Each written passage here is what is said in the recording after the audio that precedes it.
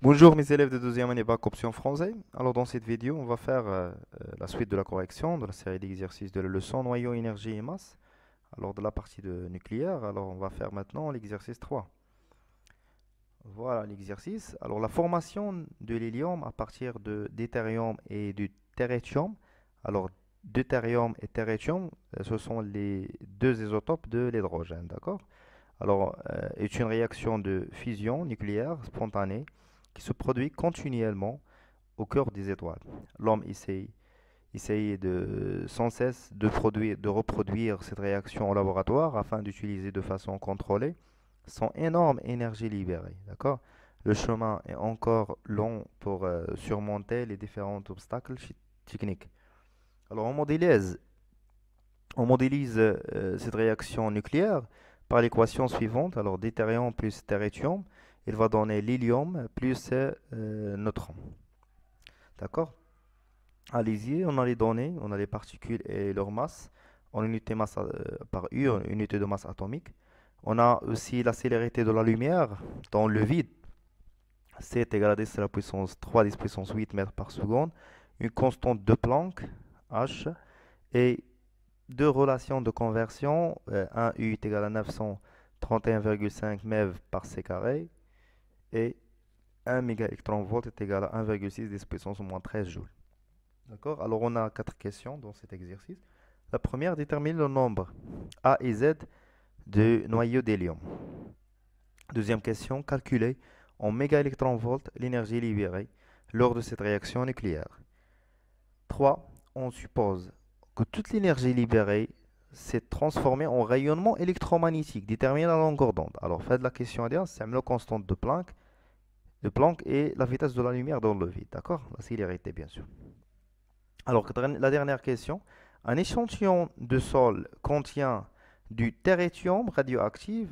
À la date t est égale à 0, la radioactivité de cet échantillon est égale à 0 est égale à 2 10 puissance 6 becquerel. À l'instant date t1 est égale à 4 ans, alors cette activité devient égale à 1 est égale à 1,6 10 puissance 6 becquerel.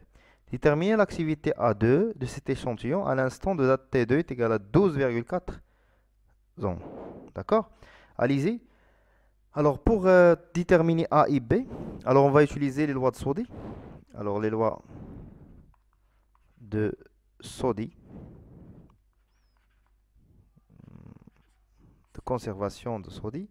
Alors, on a la conservation de la charge et de la masse. On commence par la masse, est égal à A plus 1. Alors, A est égal à 5 moins 1, c'est 4. Et pour la conservation de la charge, 7 plus 0. Alors, de cette équation, on va trouver que Z est égal à 2. Alors, l'hélium, A est égal à 4 et Z est égal à 2. D'accord? Allez, la deuxième question, c'est calculer en MeV l'énergie libérée de cette réaction lors de cette réaction nucléaire. Alors, l'énergie libérée, c'est la valeur absolue de delta E. Avec delta E, c'est delta M fois C au carré. D'accord? Alors, on va calculer. Alors, delta M, c'est quoi? C'est la masse de neutrons plus la masse de l'hélium plus moins la masse, c'est-à-dire d'une manière générale, delta M, c'est la masse du produit, les produits, moins la masse des réactifs. C'est clair? Alors les produits, c'est l'hélium et le neutron, la masse de neutron plus la masse de l'hélium, moins la masse des réactifs, la masse du deutérium,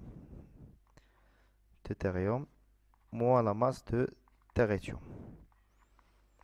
Alors tout ça, alors on va faire entre crochets fois C au carré. En valeur absolue, d'accord? Alors la masse de neutrons, c'est 1,0866, plus la masse de l'hélium, c'est 4,00150, moins la masse de deutérium, c'est 2,01 355, moins la masse de terrétium, c'est 3,01 550. D'accord? Tout ça fois C au carré. Alors, on va trouver presque 0, alors on va le absolu bien sûr, 0,1 889 U fois C au carré. Alors, on va convertir l'unité de masse atomique en MeV par C carré. On va multiplier ça fois 913, d'accord? Alors, on revient à 913,5, je pense. 900, voilà, c'est 900,31,5 pour convertir l'unité masse atomique en 0,5 MeV par C carré, d'accord?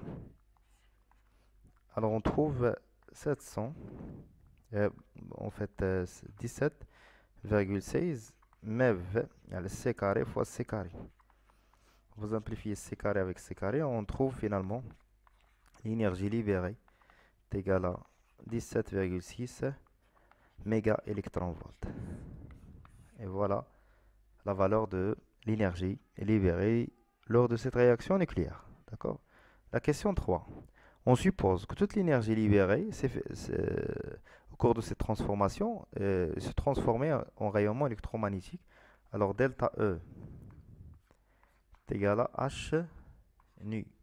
Alors H nu c'est la fréquence. Alors d'après le cours des ondes, on sait que nu c'est quoi? C'est sur lambda.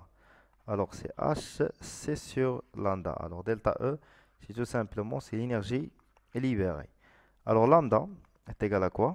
Est égal à HC sur l'énergie libérée. Alors H c'est 6,626 fois 10 à la puissance moins 34 fois C c'est 3 à 10 à la puissance 8. Alors il faut faire attention que l'énergie ici en joule. Il faut convertir l'énergie libérée en joule. Alors 17,5, on va multiplier fois 1,6 10 à la puissance moins 13 باش نحولوا من الميجا électron volt للجول. D'accord? عطاونا في les données. Alors on trouve lambda est égal. Alors vérifiez s'il vous plaît les valeurs numériques. Alors c'est 70,9 fois 10 à la puissance moins 15 mètres. Et voilà la valeur de lambda. Alors c'est très petite. D'accord? Allez-y. Pour la troisième question, la dernière question, un échantillon de sol contient du terrétium. D'accord? C'est H3A. D'accord? Alors, T est égal à 0. Leur activité à 0 est égale 2,0 fois 10 à la puissance 6 picrel. Et à T est égal à T1. Alors, T1 est égal à 4 ans. Alors, leur activité dans le sol est A1 est égal à 1,6 10 à la puissance 6 becquerel. Et à T2 est égal à T2 est égal à 2 ans,4. Alors, leur activité A2 qui est demandée dans la question. Alors, l'activité A2 de l'échantillon, d'accord, AT2 est égal à 12.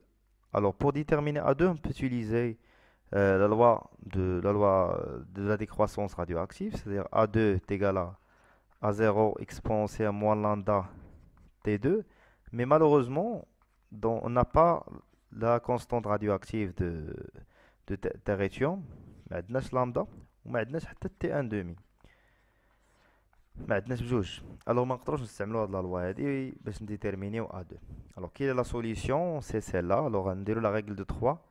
داكوغ عندنا في تي 1 كتعطينا ا 1 وفي تي 2 كتعطينا ا 2. الوغ بور ديتيرميني ا 2 c'est T1, T2 fois A1 divisé par T1.